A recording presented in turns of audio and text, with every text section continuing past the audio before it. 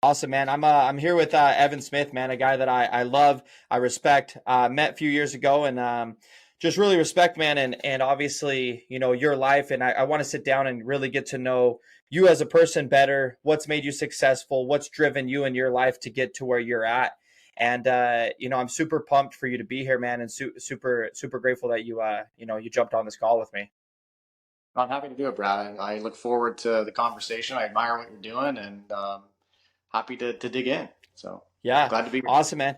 Well, sweet, man. I always, when I go through getting to know somebody, I want to just give a background of your life growing up. I want to know, how was your growing up? Did you have a pretty normal childhood? Did you have traumas? Kind of stuff that developed you into who you are today. How kind of, if we kind of go back, how was your childhood growing up? How would you say? I had a fantastic childhood. I grew up in a home where I had loving parents, pretty devout from a religious perspective, but also very loving of people of all walks of life. And so I was lucky. I had parents who really were trying to put their kids first and their family first. And I went to a high school where I was pretty well liked. I was student body president. I had a lot of good experiences in high school. It's funny. A lot of people look at their high school years and say they hated high school. I was the opposite. Like I loved high school. Yeah. I did have some health problems when I was growing up as a kid. I was hospitalized a couple times, once for a month when I was 16 for some stomach issues that I had. And that was a little bit trying and hard, but I had a good community that rallied around me. And so, yeah, I have really positive memories of my childhood. Okay, awesome, man. I really like, I think athletics, student body, like being popular in school or being successful at, at a young age, steals from stuff. So what caused you to first want to be, right, student body president, and and to be able to were you voted in to be student body Yeah. president? Okay, so what instilled that drive in you to, one, want to do it, and two, to be able to win? I guess it would be my wife kind of characterizes as my the side of my personality where I want to be a people pleaser. I wanted to get along with everybody and make everybody as happy as I could, and knew I needed some extracurricular stuff on my resume for college and things like that. So knew that I had to do something, and I thought that would be a fun thing to be a part of. So. Okay. No, that's awesome, man. And so you're looking at the future, right? You knew you know you needed credits for that, but and still, did you always know, like, that you wanted to be successful, like that you always had it in you, like, I know that I'm meant to be great, and Evan Smith, I'm gonna do something, that's going to set me up for my future. Was that kind of always the plan? Yeah, I wouldn't really call myself great by any stretch. I'm just trying to do the best I can. But I will say that yeah, from a very very young age, I always had on my mind getting a career that would allow me to provide really well for my family. I always wanted a family, always wanted kids, and knew from heck like junior high on that I had to get good grades, that I had to get all these activities, get my resume going, go into college, get a good degree, and then continue on from there to build a career where I could provide stability and the financial things that you want to provide to your family and the people you love. Yeah, I was raised that way by my dad. My mom and dad kind of instilled that in us from a very young age. I kind of passed it on to my kids in some regards. They're in their 20s now, so they're still kind of at the early stage of figuring out what they're doing for their careers. A couple have graduated from college, and they're looking at going on to other educational degrees. But I always told my kids growing up that good grades and being nice to people is the two things that I care most about in life. And maybe I shouldn't have been so hard on the grades. Sometimes I think that stressed them out. But yeah, from a young age, I was always thinking in that mindset. So. Yeah, no, that's awesome, man. I really, I know your kids. Obviously, they're great kids. I've seen good things, man. And it's awesome to see, though, about a mentor, right? Someone that mentored you. And so, do you give the majority of your credit for your mentorship as a young age through, high school to college, to your parents? I do it. I would for sure. I think the work ethic and mindset of being successful for the family, I would definitely give the credit to my dad for that. He exemplified that to me and helped me understand that as the frame of mind that I should have. So for sure, my dad was really great in that regard. Yeah. Yeah, that's awesome. So having support from your dad, and then you had a vision, right? Your vision was, I want to go to school, I want to have a family, and I want to be successful. And you had the vision, and then that vision created drive. And the drive was, well, I need to get good grades. I can use student body, be a student body president, get those accolades, get my resume going to lead to that. Now, where did that lead? Where did you go to school? What's your degree in, and what did that lead to? Sure. I went to Brigham Young University in Provo, Utah, for my undergrad. That's where I met my wife, Cheryl, and we graduated together with our undergraduate degrees in 2000. And then I went to law school at the University of Toronto from there, uh, largely because Toronto's a fantastic law school. It doesn't really have as much of a reputation in the States because it's a Canadian school, but it's one of Yeah. the top, I think, 10 in the world. Great school. Also thought maybe we'd live close to my wife's family. Cheryl's from Toronto. Okay.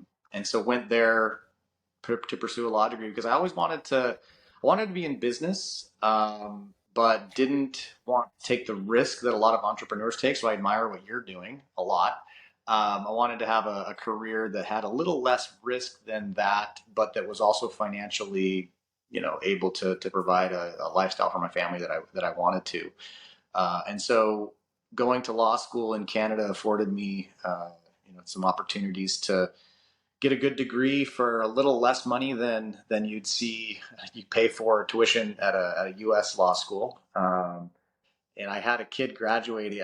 We graduated undergrad at BYU with one child, our oldest son Wes, and then I graduated law school with two more. So I had three kids coming out of law school. So I did want to make sure I went to a school where I could, afford it.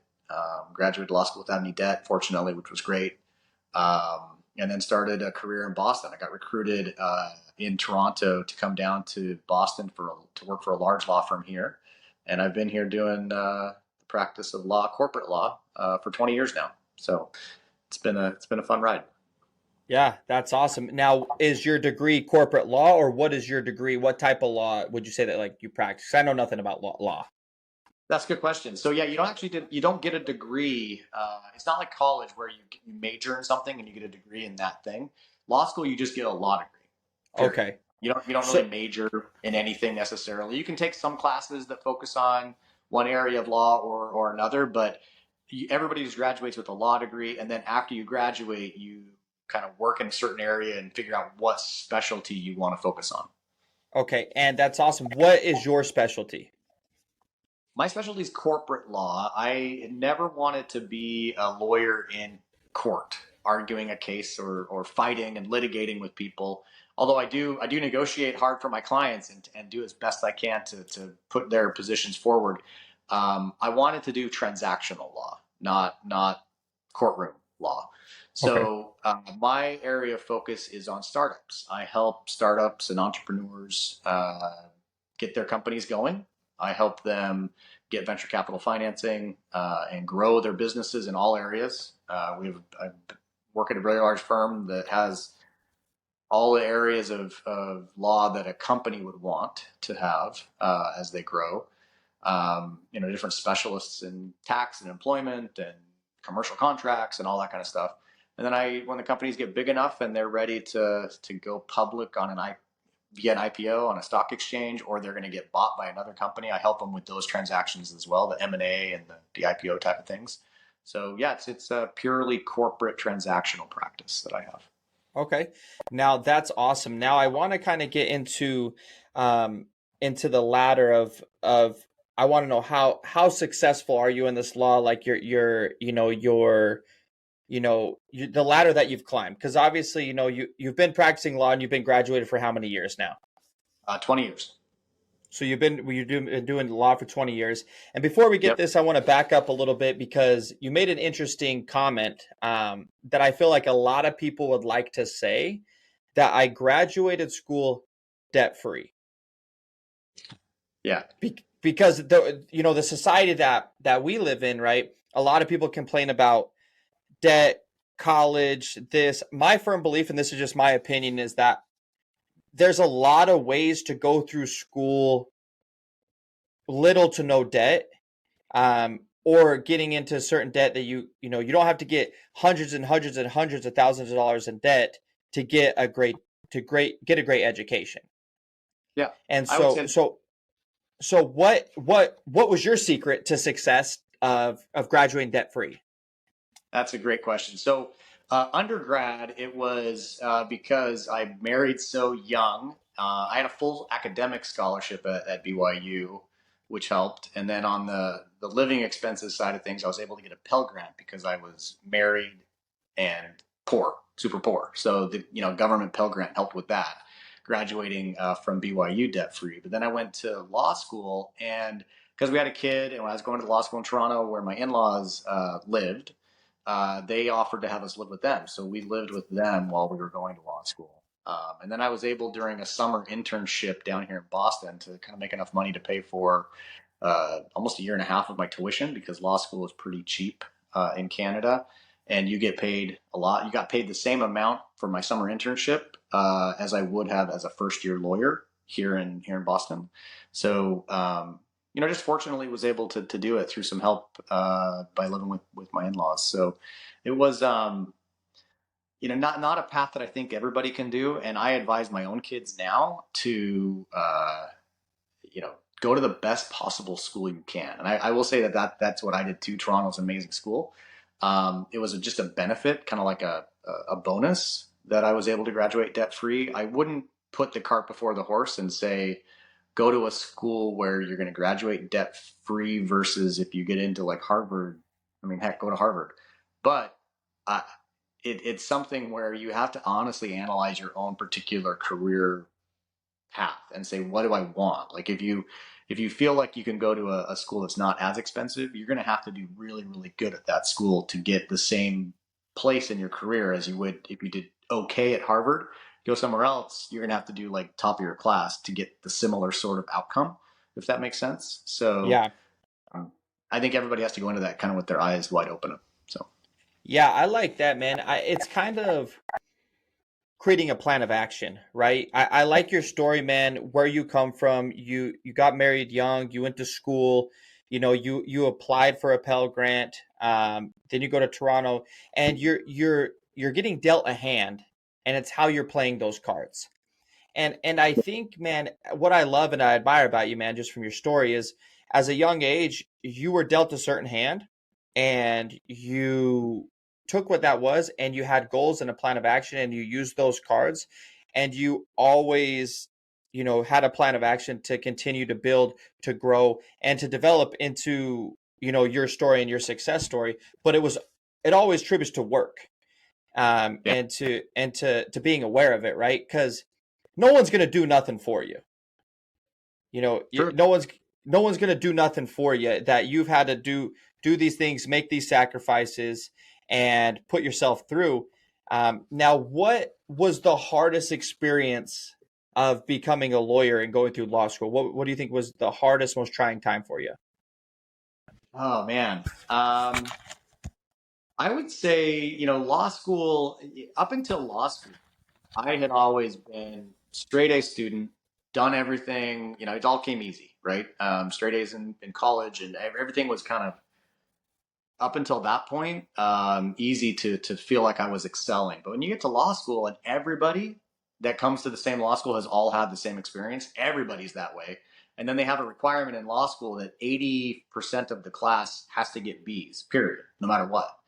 Suddenly, it's a different story. And I had to reset my expectations, and I still got A's, still have A's, and some B's, and I had a good mix. But it was definitely different to be at that whole next level with everybody else at law school who was coming from the same kind of pursuit of academic success. They were all great to be able to even get into that same place. So that was a tough adjustment. I also had the first case of some health issues when I was in law school. I was in my second year, and I had a case of hemolytic anemia where I got hospitalized. I had to have a blood transfusion. Um, and we didn't know what the heck was going on. We've subsequently learned that the same thing that I had when I was a teenager with my stomach, it was related to the anemia. I have weird autoimmune disease, and I'm now on a medication that's great for me, and I'm very healthy. But at the time, we didn't know what was going on, and so dealing with health challenges while I'm also got young kids in law school and trying to figure all that out, it was a little bit challenging. It's tough. Yeah, and it's pressure, man. It's pressure that, I like that you get into college and, the pressure really hits you in the face, right? Where you're like, shit, man, like I'm not, everyone here, we're on the same playing field and I really need to step my game up. Yeah. Because I always teach my sales guys, pressure is a privilege, right? Pressure either creates diamonds or it creates bursted pipes. Are you going to be a bursted pipe and crumble, or are you going to come out as a diamond on the other end? I like that. I like that. It's true. Pressure does create opportunities to succeed that otherwise aren't there. I think you step up, right? When you're really facing a challenge in your life, you you dig in and you find that inner resolve to succeed. But I think one of the keys too is that you look outside yourself sometimes. Like I looked to my wife, I looked to Cheryl when I was going through that challenge, and like those challenges can tear you apart as a couple, or if you're humble and you're willing to talk through and be honest with your feelings, it can bring you closer together as a couple. And that's what happened to us. It was one of those situations where you realize you're in this together, and these challenges that you didn't expect are coming your way, and you dig in together, and you just realize how amazing it is to have a partner who's with you through thick and thin, and that can help a lot. But then also looking out to my other, like for example, when I was going through those problems in law school, I had some friends that they knew what was going on, and when I was in the hospital, they would take notes for me in class and let me know what was going on. And honestly, don't think I could have got through that if I didn't have a network of people that was willing to help me. So it's both the internal drive to take those challenges and to try to push through them, but it's also being able to rally the people in your life that love you to help you get through them, because you can't do everything alone, right? You just can't do it alone. Yeah, I mean, the support group is huge, man, and it's important to have the right support group. Yeah, I mean, yeah, dude, building my business, right? I have my business partner, love him to death, man. I wouldn't be here without him, right? He's changed my life forever. Support group, obviously, my mom and my dad. I'm very fortunate that I a huge support group um, that get me through this trying times, because I know they got my back and they support you, but yeah. it helps push you to the other side. Now looking back, it's funny when you're going through trials, right? You were sick, going through law school. You had kids. I don't even have kids, man. Like you had kids, a family, going through law school, and you're super sick. Um, I assume, like, dude, you're at some times where it was, you know, doubt probably crept in your mind. Yeah. You're like, dude, am I going to be able to do this? Maybe am I going to die? Right? Am I not going to live? And my kids are going to be raised by a single mom? Like all this pressure. What kept you going to not only get over that, but to finish law school and actually get your degree? Yeah, I would say honestly, it was looking at it and saying, I have a responsibility to my family. I have to step up, right? I wanted to step up as much as I possibly could because I was committed to giving them the type of life that I wanted. And I just looked at it and said, I don't really have a choice. I've already made decisions in my past that have led me to this situation, and no matter what challenges come, I've already made those commitments, and I can't just ditch them because the road gets harder than I thought it was going to be. Right. What's interesting is when I graduated law school, it was 7 years later. I had even more of a health issue coming up. I was 7 years into practicing law, so I'm on the cusp of making partner at my firm, and was hospitalized for what they found out was some brain. They thought it was brain cancer. I had like the top neuro-oncologists in the country, three of them, all telling me that it was 95% chance I had brain cancer and I had a year to live. They did some surgery and figured out that they biopsied it, figured out it wasn't actually cancer. Instead, it was all related to this autoimmune disease that was causing stomach issues and blood issues, and some of the immune cells in my brain to like attack things that they thought was a tumor, but it wasn't. It was just them clustering to attack a disease that wasn't there. It was like my immune system's just weird and was attacking my blood and attacking my stomach and attacking organs when it shouldn't. Now I'm on a great medication and I'm healthy. I'm really healthy now, but like that was the scariest time of my life. I'm all in on my legal career. I'm about to make partner, and all of a sudden, boom, they tell me you have a year to live. My wife and I mean, it was a dark, dark time. And I don't know, what the thing that kept me going through that again was just the same idea that I've committed to my family. I don't want to leave a legacy of giving up when the road gets tough. And I didn't really have a choice either. I mean, I was the sole provider in our family. I probably, in hindsight, Cheryl and I've talked about it a lot. We would have probably done things a little differently and had her pursue her career and then had kids rather than have kids so early. We would have done things differently. But the faith tradition we were in at the time didn't really teach us that that's what we were supposed to do. Um, so I think just realizing that you don't have a choice, you're stuck at something, and you have to keep persisting was my mindset. And fortunately, like I still can't believe how lucky I am that it wasn't cancer, that I was able to get into a study down at the National Institutes of Health where they figured out this autoimmune disease that no one had ever heard of before. They figured out I had that, and then through the course of a couple of years of going down there in a study, I was able to get on a medication that's perfect for me now. Like it's so rare to find that solution to a health problem that people didn't know what even existed before, as far as a disease, an autoimmune issue. That it's surreal sometimes to think about how lucky I am. Yeah. And I kind of, explain it as like the no option mentality, right? Like there's no other option, but I got to do this. And I deal with that in my business all the time. Like me and Jay talk about, my business partner, this is a no fail mentality. Like we can't fail. We have no other options. We have to succeed.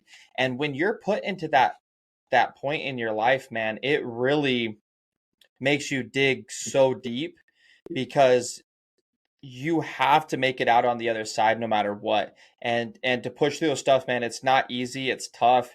Dude, I mean, I've sat outside crying, my business. I'm like, dude, I don't know how I'm gonna make this, but there's no other options. But looking back on it, I know I've been so grateful to do it. But what's your experience looking back on all these, these trying times, with your experience of where you're at now? Yeah, I mean, where I'm at now, uh, I've been partnered for several years now. I've been lucky. I'm at one of the biggest law firms in the world and representing a bunch of startup companies and a very successful practice. I'm super, super lucky. And I look back at those times and I just say, again, the network, right? I couldn't have done it without people that I worked with who were supportive of me needing to figure out my health situation. I couldn't have done it without a wife who was super supportive of me. Traveling down to Washington D.C. to go see the people at NIH to figure out my health issues. Never could have done it without that network, and I think that's the key. When you're really facing a situation where you're like, no fail, no fail, you cannot fail. You have to realize what you can do yourself, and then when you're going to hit that cap, that limit of what you can actually solve yourself, you have to reach outside. I had to reach out to doctors. I had to, and if you have a health issue, that I mean, a lot of people who've dealt with stuff health wise know that you have to be proactive to get solutions, to get answers. Right? Like doctors are great, but the healthcare system is one where unless you're like really following up and being proactive, saying, what about this and what about this, and pushing the issue forward, a lot of times you don't get the answers that you need because you just kind of fall through the cracks of the system. And so I realizing I couldn't solve this thing on my own because I'm not a doctor, I don't know what the heck's going on, and push to other people to have them help, and then looking to my colleagues and my family to help too. Those are the lessons I look back at it, is that when the toughest times in life come along, you've got to rally that support network. Yeah. No, it's important, man. And I really like, dude, that you talked about work, right? You talked about, man, dude, I had this autoimmune disease, didn't know what the hell was going on. I was told I'm going to die in a year, right?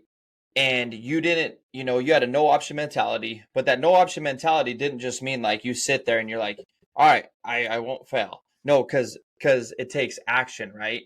And I say that with the same as my business, right? I've like, dude, I don't know how we're gonna make this, but we got to clear it. We got to clear payroll this week, or we got to do this, we got to do that. I don't know how we're gonna do it, but it takes action, phone calls, initiative, work, and then the results are going to come on the other side. So how would you describe to someone out there that's struggling, right? And that's going through either, a business or trying times or college, or they're sick, and you know and they really don't know what to do. How would you describe, your work ethic and kind of your angle that you took in a trying time to push every day to get, your success? That's a great question. I think I would say what, in hindsight, looking back, when it comes to the work ethic, what I think helped me get through it the most was looking at taking the big picture and recognizing the big picture, but then saying, I can't just look at the big picture because that's overwhelming. I'm going to get freaked out if that's all I think about. There's so much to deal with, right? So dividing it up into smaller pictures, saying, I'm going to address this particular part of the problem today, and the next part tomorrow, and you divide it up that way. Like when I'm working on a big transaction at work, like if I have, a big sale of a company, hundreds of millions of dollars, and the company's being sold for that. If I look at like all the hundreds of steps that have to happen to get that deal done and across the finish line, it can be overwhelming. And it was when I was a younger lawyer. I'd look at this and be like, holy crap, how are we going to do all this? And it would be really stressful because your clients are putting all their faith and trust in you to get, like, for your client, it's the pinnacle of their career. They've worked so hard to build this company, and now they're ready to sell it. And they're trusting me to get it across the finish line. And I looked at that as a young lawyer a lot of times, and I'd say, it's a ton of stress. Wouldn't sleep at night sometimes because I had so many things going through my head. Cheryl used to joke sometimes I'd wake up in the middle of the night and I'd be like saying numbers and stuff. She's like, what are you dreaming about? But it's because I was freaking out about all those things. I took it so seriously. Um, and I've learned over the years that, again, it's about assembling a team. I get a lot of attorneys under me now, and we all, as a team, divide up the tasks, and I take them in steps, piece by piece. And when you do it that way, when you approach a big problem with concrete little steps that are going to help you get across the finish line, that's, I think, the most successful way to engage your work ethic. Because if you have a fantastic work ethic and you work your tail off, but if you're just spinning wheels at this huge problem, it's gonna be counterproductive. So instead, you need to say, I'm gonna do this thing first. I'm not gonna spin my wheels on the whole big picture. I'm gonna actually do something that can get done today, and then focus on the next thing tomorrow. Then your work ethic is actually not wasted. It's put to good use. Yeah. I teach all the time creating a plan of action, right? What's your plan Yep. of action to attack this problem? And I like that, man. You said a lot of key things, that I really loved. Assembling a team, right? Building a team behind you, because you can't do it like building this business, right? I can't do it with my office staff. I can't do it without my business partner, my sales team, my technicians. I mean, there's so much that go into it to building a successful team that allows you to build and to grow. Now I want to get in and talk to just straight about your career, right? We obviously can't talk about who you're working for, but you're working for one of the biggest law firms in the world. Did you get hired with them straight out of college? Have you worked for other companies and got a job there? How did you find employment there? That's a good question. So I started off coming out of law school. So law firms, the big law firms in the country, like the top 100 size law firms, they'll interview on campus law students and recruit those law students to come and work for them. And there's not as many that come up into Canada, but there are a lot that come up to the University of Toronto where I was, from Massachusetts and New York, because you can work directly in Massachusetts or New York if you go to a common law school in Canada, like the University of Toronto was. So I had a lot of law firms in Massachusetts and New York coming up and interviewing on campus when I was in law school. And I had some offers from law firms in Canada, of course, at Toronto. I could have stayed in Toronto and worked there at a Canadian firm. But I decided to come to Massachusetts through that on-campus interviewing process because I wanted to be closer to the startup community here. You look at the country, and I think Silicon Valley obviously is the biggest startup community. But then after that, per capita wise, anyway, is Boston. You have a ton of universities here that are just generating lots of new businesses. So with people coming out of college and wanting to get start up a company. So I started at a firm that was a long time firm in Boston. Had like 1,000 lawyers, and came as a summer associate. I was an intern for after my second year of law school, and then came back to that same firm and started my career there. I was there for 7 years, and then left with 6 colleagues and helped open the Boston office of the firm that I'm currently at. And there's 16 of us attorneys initially at that place, and now we have almost 150, I think, attorneys in the Boston office. It's a firm that has over 3,000 lawyers around the world. So those are the only 2 places I've been. Some people you look at some people's resumes, and they've been at a company here and a company here, and every few years they go somewhere new, and that's great. Some people they thrive on kind of new situations and they want to keep pushing and doing that. I was a little different, right? I just decided to put my head down and push through and make it work at the places that I was at. So other than making that one jump to help open up the office for a firm that was just an amazing firm that I never thought that I'd have the opportunity to work for, that just came up, and I was like, okay, I'm going to jump on this because it's too good to pass up. Other than that one move, I've just kind of stayed where I am and buckled down. So. No, that's awesome, man. And going to your law firm that you're at right now, where do you rank? Like, what is your position, your title? Like, where do you rank in this company that started at 16 and you said now is over how much? Well, in our office, we had 16 partners and 16 Okay. lawyers initially, and And now then we have. how Yeah. So how there's many? over 3,000. There's over 3,000 attorneys, and I'm a partner, one of a few hundred partners in the firm. Okay. No, that's awesome, man. So you went in, seen the tremendous growth, and became a partner. What does that mean to become a partner? Like, what is that for your law firm? What does it mean to become a partner? What did you have to do to become a partner? And to get to where you're at. So with anybody who's an attorney, I always hear about people making partner. It requires many years of hard work, a lot of hours, and showing that you have the intellect and the teamwork, the camaraderie, the drive, the ability to create business, to bring in new clients, be a rainmaker, and to know your substantive area of law really well. Be an expert. You have to be an expert in your particular field. All those things have to combine, and it's hard. It's very hard to make partner at any law firm, and especially at the big ones, the big law firms. It's hard. Most associates come and spend most attorneys, the young attorneys come and they spend a few years at the big law firm getting trained and learning, and then they go on to be a lawyer for a particular company at an in-house job, or they'll go be a lawyer somewhere else. Most do not stay the full course, and that's totally fine. I think that's a great path for some people to do. I just didn't personally choose it because maybe I was a little bit risk averse. Kind of wanted to stay where I was and keep working. The devil you know is better than the devil you don't, right? Yeah. But I also loved where I'm at. Like, I love the people that I work with. That's the same group that I came over to my new firm with was the group that I'd worked most with at my old firm. So it was really liking my colleagues and loving the work, like the actual practice of law and what I do for my clients and help advise them on not just legal issues, but on business issues. I really liked it a lot. I didn't see that I would enjoy anything more if I left.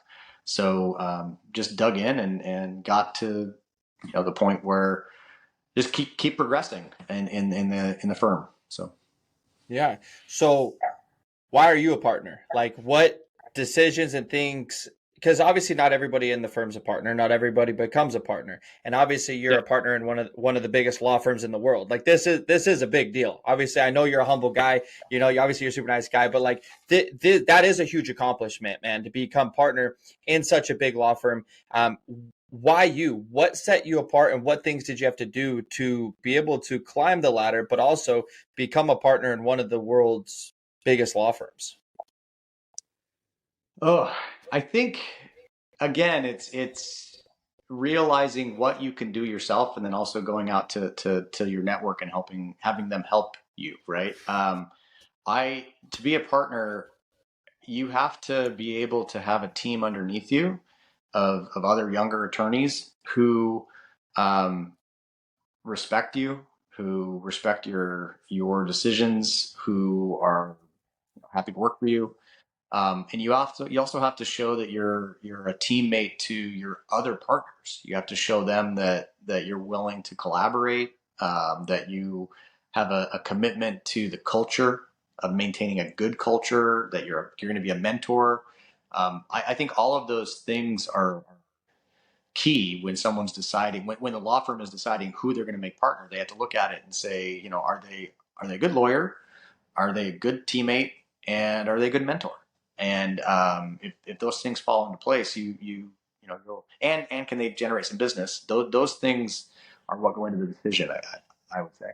So there's a lot of people that make partner, but there's a lot of people that decide to do something else. Like I said, those who decide to not do that, I have seen amazing legal careers from people who decide to uh, leave a law firm and do something else. And I admire them and what they're doing. My decision is no better than anybody else's. It's just the decision that made sense for me. So.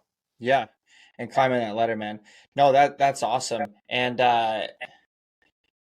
so, what things have you learned, over the years of climbing the ladder, becoming, getting closer to the top, more successful?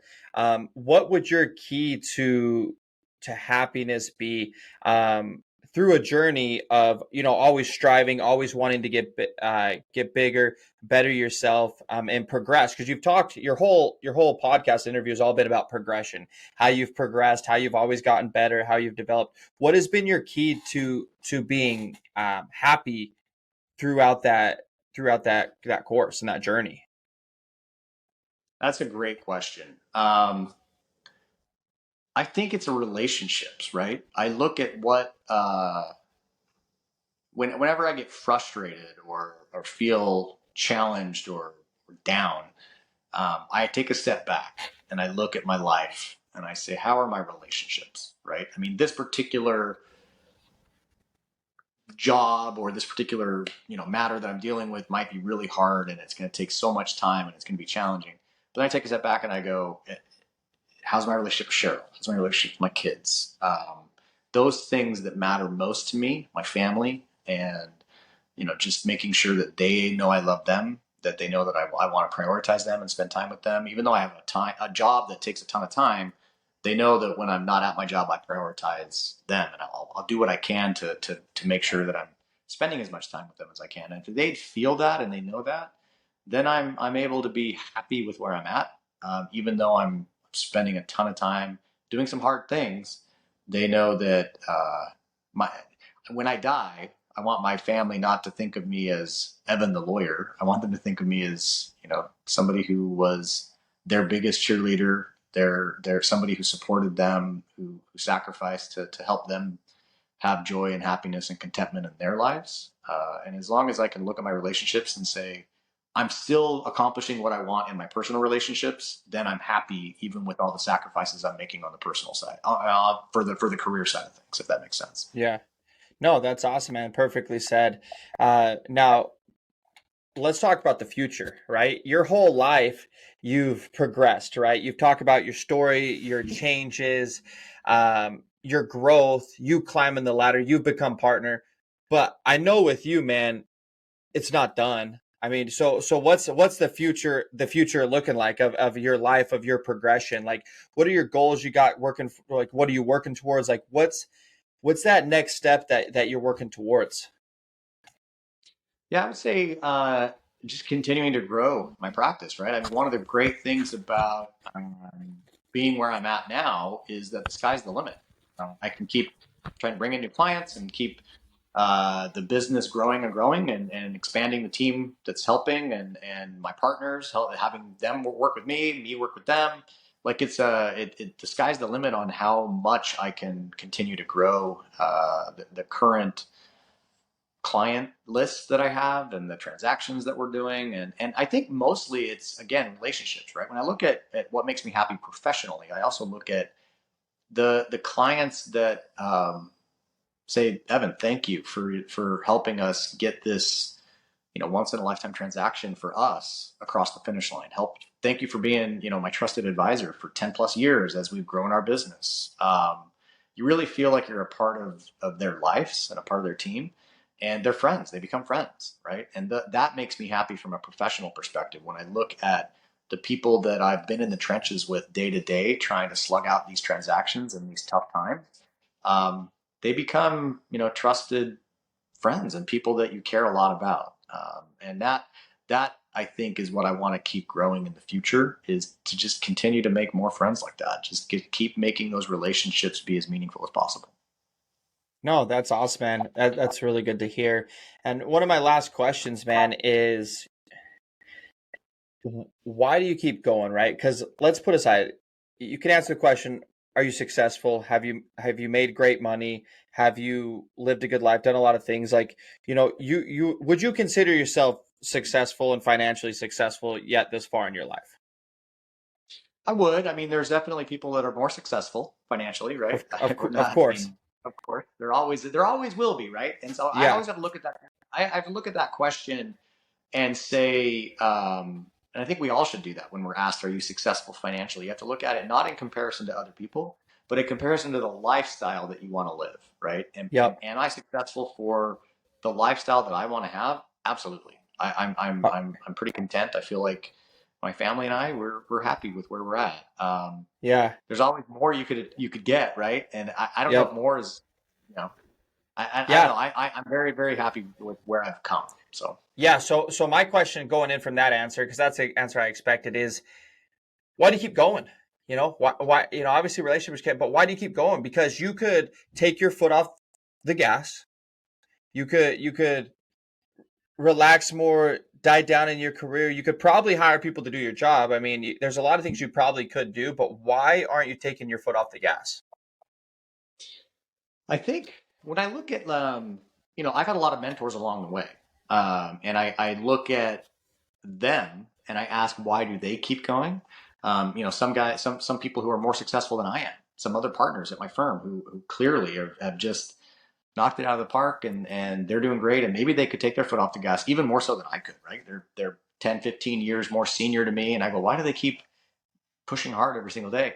And I've had conversations with them, and they're like, "Well, it's not just about the money and about the continued growth of the business per se. It's about relationships. It's about the client relationships that I talked about, expanding those because those fulfill your life in a lot of ways.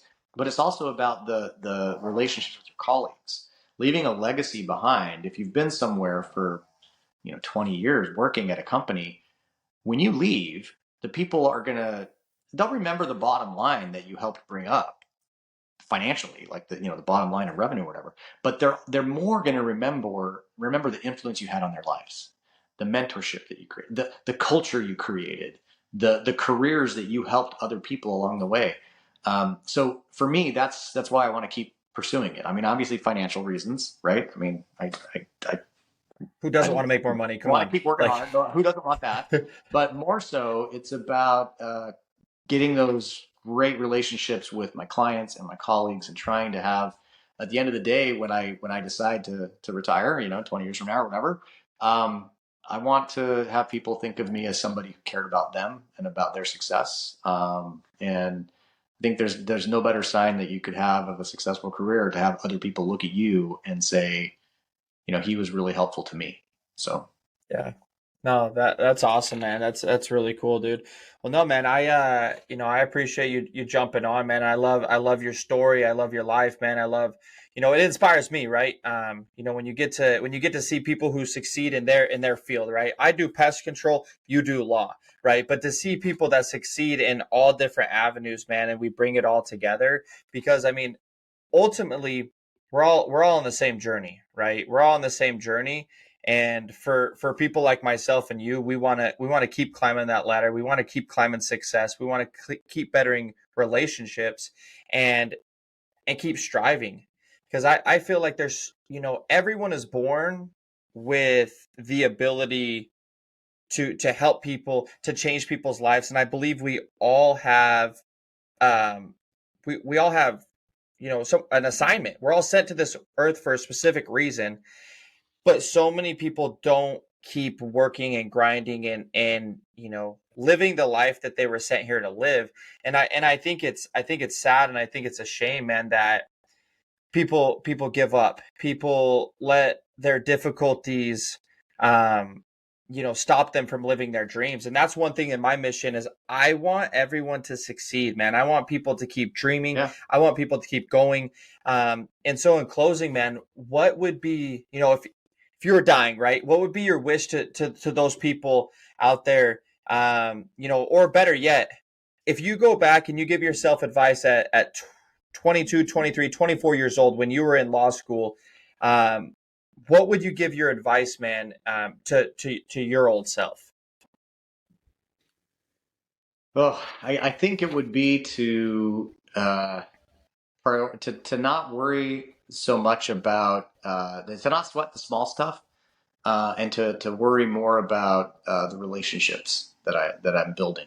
Right. I feel like I've did a pretty good job with that along the way, but I think I could have experienced less stress if I would have not sweat so much of the small little details. Like I could have done better on that exam, or I could have done, better this way. Like if you just look at it and say, am I doing right by the people in my life who are depending on me, and also on the people that I want to eventually have relationships with? Am I prioritizing you can't always prioritize only someone else's success, right? You also have to think about yourself a little bit. But if all you do is think about yourself and you do that too much, people catch that, and people need to feel that you're interested in them and in helping them. And I think I would have told myself back then to make it about helping other people, because that's where I think you end up helping yourself at the same time. But it feels much better if that's your focus than it is if you're just selfishly all about you, all about me, right? Yeah. I mean, there's a quote that I love. If you want to get somewhere fast, you go by yourself. If you want to get far, you bring a team, right? And I love that Totally. about team building, man. For me and my goals, I want to go far, and I know that I can't do that alone. I know that if I want to go far, I got to take a team, and that's relationships. And I'm grateful for the relationship that we have. And I haven't talked to you probably a year, and we went skiing again, a couple years ago, but yet I'm able to hop on a call, man, and have this relationship that we developed when I was 20 years old serving a mission. You know what I'm saying? Like Yeah. it was 8 years ago, Yeah. but Well, we don't lose a beat, man. We pick it right up where we left off. It's great. Yeah. And yeah, I no, admire what you're doing. I really do admire the endeavor you're about. It's something that's fun to watch from the outside looking in on it. I think you're doing amazing things. yeah, man. Well, I appreciate it, man. Well, before we close, do you have any questions? Any questions for me, for my business, for my life? Anything that you're wondering about Brad Liston? I could probably ask you about your love life, but I think we should do that off air. But no, other than that, no. I think your business. I I in my it's a tough field. There's a lot of competitors that are doing what you're trying to do, Yeah. and to be able to take that on. I guess that's one question I always have is how do you look at the field of competitors in pest control, and how do you distinguish yourself? What do you do that makes you feel like this is going to be successful when there's so many other companies out there trying to do the same thing? So I'm going to answer that in a couple different ways, because Florida has the most pest control companies per capita. right? Yeah. We got we got a shit ton of bugs down here, man. We got roaches, rodents, spiders, ants. I mean, flying cockroaches, dude. We have bugs, right? So it's here. Um, but going into it, our whole business model is to be the absolute best, right? To be the absolute best in our field.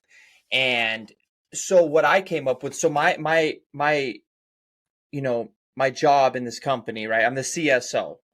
My role for this company is the chief sales officer. So I directly correlate to bringing in revenue. So I sit Yeah. back and I say, how can I separate myself from the thousands of pest control companies that are here? And the biggest thing that I do, man, is to be all about quality because nobody pitches to be a high-end premium pest control company. And so what we have done is we have edged our way and we keep edging our way. We're more expensive than most companies, but we all know you get what you pay for. Yeah. And to really build a brand about quality. I mean, dude, in a year and a half with absolutely nothing, we've built a brand. People know who we are. People have heard the name, and people know that we do a great job. We have a 4.9 out of 5 stars, and we're about to hit 600 reviews on Google. Fantastic. And yeah, and just being able to do what we say we're going to do. And the biggest thing is, how are you going to differentiate yourself? We've differentiated our company of being the best. Man, I have always been obsessed with winning and being the best, right? I always tell my sales guys, I hate losing more than I like winning. Like I just hate to lose. And so when I come in this, because life is a competition, like business is a dude. You think I'm friends with these pest control companies? No, dude, because they're trying to take customers from me, and I'm trying to take customers from them. It's a dog eat dog world. But Yeah. just having that no fail mentality that I will not fail, and I'm gonna do it better than these guys. I'm gonna do it better, and I'm gonna be the best company that's out here. Now, like logically, am I gonna be the best pest control company to ever do it?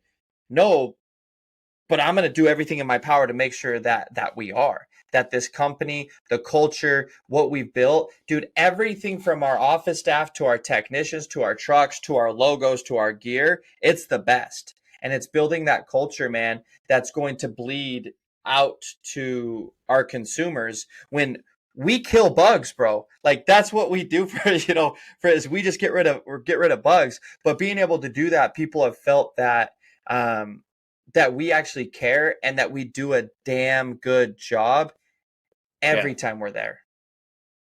That's what matters. That's what matters. That people know that you're caring about what they want, right? You can't just feed them a line that doesn't have any real substance behind it. So if you're backing it up with that quality, then it's worth the money they're willing to pay. Yeah. Absolutely. That's great. Good to hear. Yeah, man. Well, sweet brother. Well, it's good to hear from you, man, and I appreciate you you hopping on.